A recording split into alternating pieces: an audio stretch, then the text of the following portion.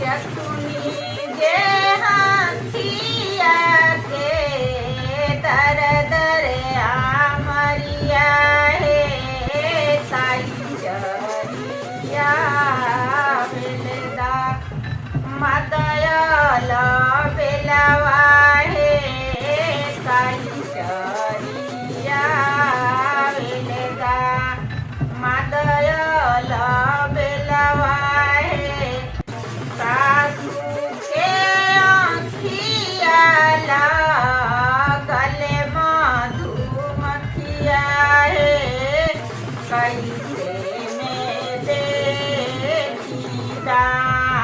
मदयल बेलवा हे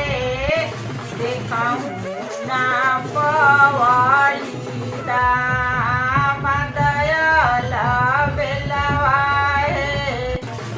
एक मुट्ठी खरही के करबो आजो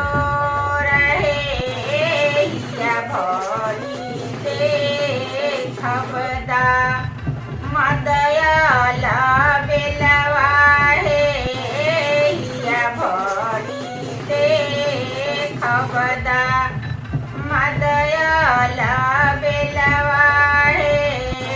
चकुनी जे हाथिया के दर दर आमरिया हे साई चरिया बेलदा मदयल